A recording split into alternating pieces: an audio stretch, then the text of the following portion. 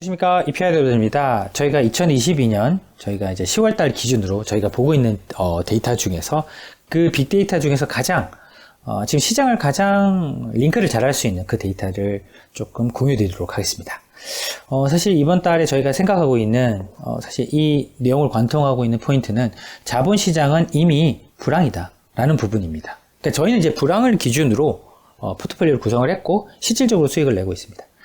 그럼 이런 불황이라고 하게 되면 일단 시장을 이제 매도하게 되는데요. 이 매도하는 이 알고리즘에 과연 경제 측면에서, 그리고 자본시장 측면에서, 그리고 자산 가격 측면에서, 마지막으로 이제 이런 것들을 요약했을 때 전략 측면에서 이것들이 과연 맞는 것인지, 혹은 맞다면 방향이 어떤 경로를 가지고 있는 것인지 설명하는 데 집중하도록 하겠습니다. 아까 이제 저희가 리세션이라고 생각한다고 말씀을 드렸던 부분을 페덱스를 통해서 이제 설명을 드리고자 합니다. 이 상당히 유의미한 지표이거든요. 왜냐하면 페덱스가 글로벌 물류업체인데 실물 경기의 가장 대표적인 부분이라서 설명을 상당히 잘합니다. 이게 90년대 초반 오일쇼크 오고 나서 이제 급락했을 때 50% 이상, 이거 빨간색은 이제 50%입니다. 그 급락했을 때 설명을 했고요. 그리고 닷컴 버블 터졌을 때도 거의 45% 정도 폭락했으니까 잘 설명했고요. 그리고 리만 터졌을 때도 그랬고요. 코로나 터졌을 때도 그랬습니다. 그러니까 페덱스가 50% 이상 빠졌다. 그럼 실물 경기에는 확실히 리세션이 올 가능성이 높다라고 보는 것이 확률적으로 되게 잘 맞아왔습니다. 그런데 이번에 50% 이상 빠졌으니까 리세션을 가정하고 투자를 하는 것이 맞겠다라는 게 사실 귀납적으로 저희가 볼 수 있는 부분인 것 같습니다. 그럼 요약을 간단하게 드리면 일단 경제 관련돼서는 인플레이션 이야기를 꼭 해야 될 것 같고요. 그리고 마켓 시장 측면에서는 투자 심리가 지금 어떤지에 관련돼서 말씀을 드려야 될 것 같고, 자산 가격에 있어서는 실질적으로 지금 그 이익 추정치라든지 금리의 방향성 자체가 어떻게 지금 반영되고 있는지를 설명을 드려서, 그러면 실제 자산 배분, 투자를 하는 데 있어서 자산을 선택하는 데 있어서 얼마나 그리고 언제까지 떨어질지, 사실은 답은 금리인데 금리가 어떤 식으로 지금 구성되어 있는지 설명드리는 것으로 프레젠테이션을 마감하도록 하겠습니다. 경제에 관련돼서 말씀드릴 때는 아까 말씀드렸던 인플레이션을 꼭지로 해서 말씀을 드릴 텐데, 이것들이 이 경제를 좌지우지하고 있는 포인트를 꼭 설명을 드리겠습니다. 장바구니 물가라고 하죠. 실제 CPI는 사실은 지수로 그냥 구성이 되어 있는데 현실적으로 사람이 느끼는 장바구니 물가를 보여드리는 게 좋을 것 같아서 월스트리트저널에 나온 차트를 하나 가지고 왔습니다. 이게 그로서리 기준으로 평균을 내봤더니 13.5%, 저희가 보고 있는 CPI 11%와 거의 유사합니다. 그러니까 지금 CPI 값이 나오는 것들이 시장과 크게 다르지 않다는 부분이 되겠고요. 그리고 이번 인플레이션의 가장 중요한 포인트는 서플라이 체인이었습니다. 즉 공급망 이슈였습니다. 공급망 이슈가 어디서 발생했는지 자동차 부분이었습니다. 제일 중고차 가격이 폭등하면서 이 인플레이션이 불을 당기기 시작했는데, 이 파란색 라인이 보게 되면 사실 리테일 오토딜러들, 그러니까 자동차 판매상들이 재고를 축적하게 된다는 건 수요가 그만큼 많다는 얘기거든요. 전년 대비해서 확 꼬꾸라졌습니다. 보시면 CPI 선행지표에 해당되는데요. 보시면, 근데 이 친구가 이미 어디로 간지 우리 확인을 했기 때문에 이제 인플레이션이 꺾일 것 같다라는 부분을 확인할 수 있을 겁니다. 조금 더 빨리 꺾이냐, 조금 더 늦게 꺾이냐, 사실 그런 문제만 남은 것이죠. 인플레이션이 이 선행지표들 기준으로 보게 되면 이제 꺾일 것 같은데 까지만 저희가 이제 알고 있는 부분인 것 같습니다. 그러면 어느 정도 부담인지는 좀 봐야 되는데, CPI를 계산하는 데 있어서 가장 웨이팅, 점수가 높은 부분, 많이 반영이 되는 부분은 하우징입니다. 주택. 거의 45%, 거의 50%에 육박하는데요. 거의 절반 가까이를 설명하고 있습니다. 이 친구가 거의 8, 9% 정도 올랐기 때문에 보시는 것처럼 이게 CPI가 떨어지기가 쉽지 않습니다. 그리고 이 친구보다 더 높게 있는 것들을 보게 되면 여기가 인플레이션이고요. 여기가 웨이팅, 비중입니다. 비중. 인플레이션의 비중. 그런데 보게 되면 트랜스포트, 그리고 푸드 앤 베버리지, 그러니까 이게 서비스 쪽이거든요. 이게 인건비의 레버 코스트에 해당되는 부분입니다. 이 친구가 얘네들보다 높은데요. 이 서비스 물가가 떨어져야 되는데, 그럼 인건비 부담이 떨어져야 돼서 지금 연준과 글로벌 월가 전문가들이 다 이 노동시장을 보고 있는 것입니다. 그럼 이 친구들이 떨어지게 되면 자연스럽게 이제 이 부분도 같이 조금 떨어지면서 인플레이션을 잡을 수 있게 될 거고, 연준이 목표로 하는 이 2%대에 갈 수 있게 된다는 그림이 나오게 되는데, 일단 지금 집값이 40% 이상 되기 때문에 이 부분이 잡힐 때까지는 인플레이션이 꺾이는 건 어렵다. 그런데 최근에 모기지 금리가 오르고 있습니다. 그 모기지 금리가 오르고 나서 그 이후에 미국을 설명을 해야 되는데 지금 이미 독일에서 확인을 할 수 있습니다. 사실 유럽에 있어 성장 인진을 하게 되면 뭐 독일, 프랑스 이런 수는 아니겠습니까? 그런데 보시면 이 GDP 그로스가 올해 4월, 5월까지도 플러스 나오고 있습니다. 2023년 GDP 예상치가 증가율 자체가. 그런데 보면 최근까지 이제 인플레이션이 미국 이제 독일 CPI가 좀 올라오게 되면서 확 꺾이기 시작했습니다. 이게 6월달 돼서 꺾이기 시작했거든요. 그 이야기는 그 전까지는 견딜만 했다는 얘기고요. 지금부터는 견디기 어려운 국면이라는 얘기가 되겠습니다. 그러면 지금부터 보여지는 CPI의 증가율은 이제 유럽 경기가 버티기 어렵다는 사실이기 때문에 아무래도 지금부터의 인플레이션은 경기에 치명적이다 라는 부분을 여기서 확인할 수 있습니다. 그러면 이것들을 시장에서 어떻게 느끼고 있는지, 사실 이제 중요한 것은 시장에서는 센티멘트가 중요한데요. 경제보다는 시장은 심리에 단기적으로 영향을 받는 부분이 훨씬 크기 때문에 아무래도 이게 불하냐 배어하냐, 즉 시장을 되게 긍정적으로 보냐 아니면 부정적으로 보냐, 그 부분이 되겠는데 그 부분을 꼭지로 해서 말씀드리도록 하겠습니다. 사실 긍정적으로 본다 AAII 같은 경우는 미국 전미투자자 협회고요. 그들에 있어서 서베이를 해봤을 때 불하게 시장을 좋게 보고 있는 사람, 배어하게 나쁘게 보고 있는 사람을 총 100으로 가정을 했을 때 그 긍정적으로 보고 있는 사람에서 부정적으로 보는 사람을 뺐더니 거의 50 가까이 40을 넘어서는, 즉 예를 들어서 한 25%가 긍정적으로 보고 있고 75%가 부정적이라고 한다면 요 산식에 따르면 마이너스 50 정도가 나오게 됩니다. 약 3배가 해당됩니다. 지금 거의 마이너스 4, 50 정도에 존재하기 때문에 거의 3배 정도 시장을 부정적으로 보고 있다. 즉 투자자들이 이미 부정적으로 많이 보고 있다는 거죠. 이미 저희가 말씀드렸던 것처럼 자본시장에서는 이미 불황처럼 움직이기 시작했다는 것입니다. 그러면 앞서 말씀드렸던 독일의 케이스인 것처럼 보면 머니플로우, 유럽의 매도가 지금 그치지 않고 있습니다. 지금 지속적으로 계속 나오고 있는 거죠. 저희가 작년 4분기에도 그랬지만 저희가 올해는 2022년은 코스피에 대해서 좀 좋지 않은 시각을 가지고 있습니다. 일단 저희는 팔건시인데 뭐 투자자 입장에서는 각자가 좋아 보이는 종목이나 섹터가 있을 테니 그 부분은 알아서 판단하시면 좋을 것 같고 지수 자체는 매도하는 것이 맞겠습니다. 실질적으로 저희가 공격적으로 비중을 줄여버렸습니다. 그리고 나서 사실은 한국 시장이 지금 못 올라오고 있죠. 그리고 1분기까지만 하더라도 대부분 뭐 각종 매체에서 애널리스트를 포함한 매체에서 대부분 시장이 1분기까지 다 좋다고 그랬거든요. 2분기도 회복이 나올 수도 있다. 그런데 최근 들어와서 모두가 비관적입니다. 그런 만큼 유럽도 이제 비관적으로 시작을 해서 실질적으로 매도가 지금 진행 중인 것 같습니다. 단기간에 끝나지 않을 것 같고요. 그런데 지금 미국 입장에서 제일 중요한 포인트는 아시는 것처럼 미국 경제의 70%를 소비가 설명하고 있습니다. 소비가. 투자가 아니고요. 투자는 사실 30%밖에 안 되고요. 소비가 70%까지 설명을 하고 있는데 앞서 말씀드린 것처럼 CPI의 거의 50% 가까이가 집값인데요. 왜 그러냐? 모기지가 커서 그렇습니다. 모기지가 거의 보면 이제 250불 정도 되죠. 엄청 큰 금액입니다. 300만 원이 한국 돈으로 넘는 금액이니까 평균값 기준으로 보면. 그런데 이게 2020년, 2021년 기준으로 월별로 쭉 떨어가 봤을 때 계절적으로 뭐 하반기가 되면 약간 올라오거나 좀 꺾이거나 이런 부분이 있는데 사실 좀 꺾이는 것 같더니 다시 올라가고 있습니다. 그러니까 미국의 CPI가 떨어지기 쉽지 않습니다. 게다가 소비를 위축시킬 수밖에 없는 거죠. 왜냐하면 지금 150% 증가했거든요. 모기지 부담 자체가 보면 여기서 여기까지가 150% 증가했거든요. 그러다 보니까 이제 돈을 쓸 수 있는 버젯이 확 줄어들게 된 거죠. 지금 그런 상황인 것 같습니다. 따라서 미국 경제가 그래서 안 좋다고 지금 난리가 나고 있는 것 같습니다. 그런데 투자 심리 기준으로 봤을 때 미국은 집을 지을 때 목재를 상당히 많이 쓰거든요.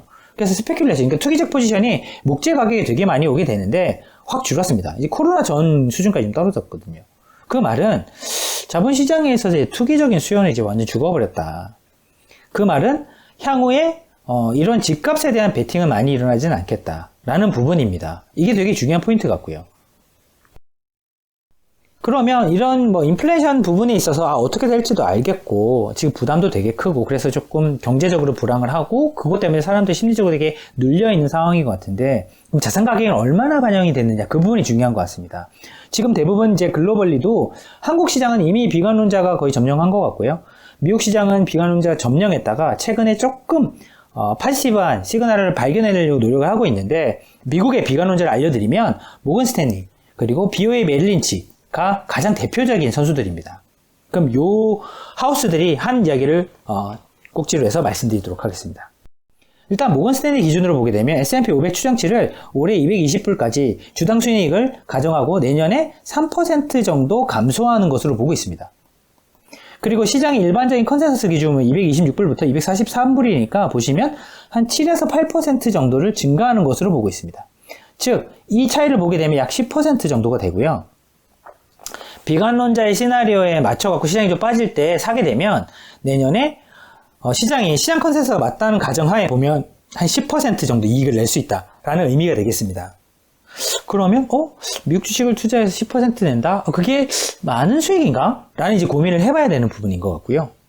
두 번째로, 그러면 미국 채권 시장에서는 얼마나 반영되는지 보시게 되면 글로벌 소버린, 그러니까 미국 글로벌 국채에 해당되는 거죠. 글로벌 국채 인덱스가 거의 24% 폭락을 했습니다. 그러니까 이게 저희가 알고 있는 EMP라든지 자산 배분 펀드들이 실패하게 된 가장 큰 이유인데요. 글로벌 자산 배분을 한다고 기치를 내걸었던 펀드들이 수익률이 다 망가졌는데, 이거는 그냥 고정관념에 그대로 사로잡혀 있다 보니까 일반적인 경제학적인 상식에 기저를 뒀다고 한다면 사실은 최근처럼 이렇게 급락하는 손실을 조금 피할 수 있지 않았을까라는 생각도 해보고 있습니다. 저희가 실질적으로 그런 케이스 중에 하나였고, 실질적으로 저희는 연간 기준으로도 달러 기준으로는 수익을 냈고, 원화 기준으로 해지 비용까지 다 투입한다 하더라도 마이너스 1에서 3% 이내 손실밖에 나지는 않았거든요.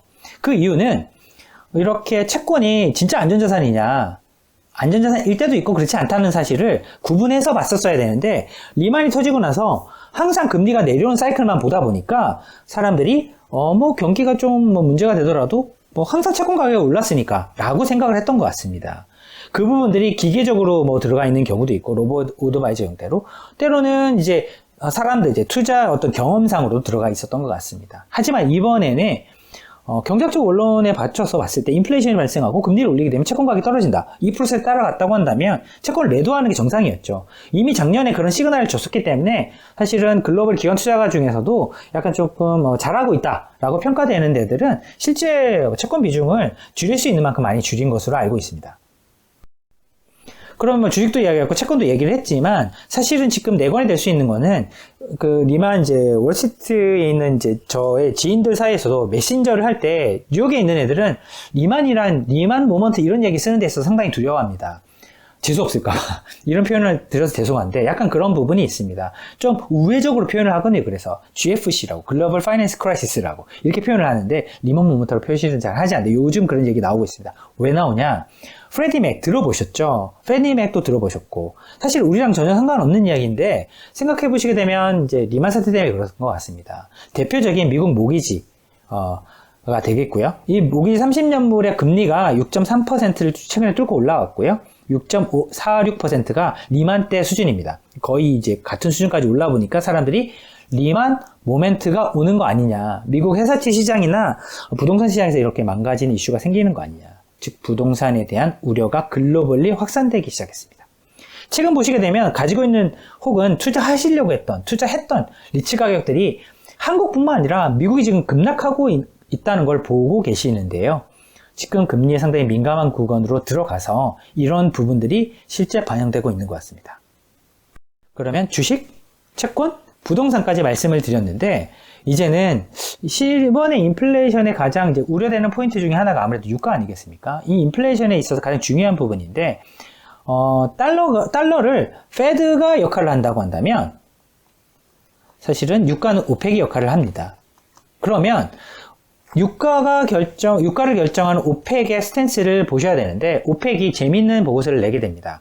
원래는 우리가 내년 기준으로 한 200만 배럴 데일리로 수요가 증가할 것으로 봤어 라고 얘기를 하다가 보시면 최근에 100만 배럴 정도밖에 증가 안 할 수도 있을 것 같고 그 이하일 수도 있을 것 같아 라고 그러고 나서 이제 100만 배럴 수요를 줄여버린 거죠.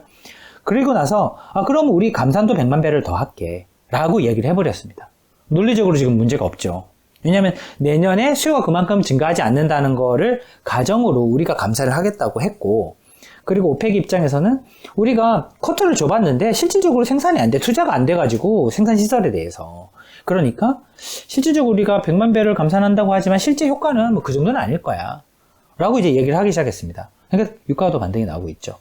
따라서 달러의 가치는 페드가 결정하지만 유가의 가치는 오펙이 결정한다 라는 사실을 꼭 염두에 두셔야 될 것 같습니다. 따라서 유가 하락에 따른 인플레이션에 대한 기대는 사실은 이 정도 수준이 아마 맥센스한 수준인 것 같습니다.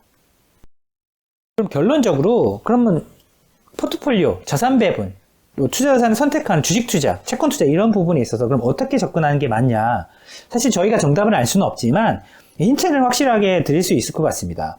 일단 지금 US 달러 기준으로 고민을 하셔야 될 것 같고요. 그리고 주식 기준에 봤을 때 이제 미국 주식 기준으로 한번 고민을 해보는 게 맞는 것 같고, 그리고 이것들에 가장 큰 영향을 주고 있는 게 아무래도 금리인데요. 이 금리 부분에 있어서 글로벌, 미국의 어떤 채권 가격에 대한 움직임을 어느 정도, 그리고 어느 시점에 이렇게 본다고 한다면 아마 지금부터 투자 자산을 구성하시거나 자산 배분을 하거나 포트폴리오 구성하실 때 힌트가 분명히 있을 것 같습니다.